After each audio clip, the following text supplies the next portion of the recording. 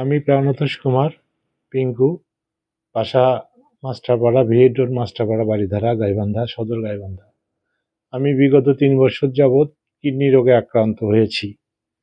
Kidney রোগে আক্রান্ত হওয়ার পরেও আমি একটি বেসরকারি কোম্পানিতে চাকরি করতেছিলাম। আমি একজন ডিপ্লোমা কৃষিবিদ, কৃষি প্রতিষ্ঠানে চাকরি করতেছিলাম। কিন্তু মানে অসুস্থতা বেশি হওয়ার কারণে বর্তমানে আমি চাকরি করা আমার পক্ষে সম্ভব হচ্ছে না, চাকরিটা আমার চলে গেছে। বর্তমানে আমি রংপুর মেডিকেলে ডায়ালিসিস নিচ্ছি, বিগত 7 মাস হলো ডায়ালিসিস নিচ্ছি। আমার পরিবারে শুধু আমি একাই রোজগার করতাম, আমার রোজগার করার মতো কেউ নেই।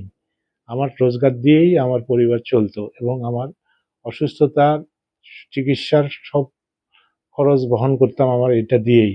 বর্তমানে আমার চাকরি নেই, আমার অসুস্থতার পিছনে আমার অনেক টাকা চলে গেছে, আমার যা ছিল হাতের সব কিছুই আমার চলে গেছে। বর্তমানে আমার আর ডায়ালিসিস করার মতো অবস্থা নেই।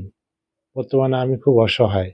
আমার একটি ছোট বাচ্চা আছে, 7 বছরের মেয়ে আছে এবং আমার একজন ওয়াইফ আছে, ওয়াইফ ওই ইয়াং বললেই চলে। এই মা বৃদ্ধ, এদেরকে রেখে এই অবস্থায় আমি খুবই অসুবিধার মধ্যে আছি।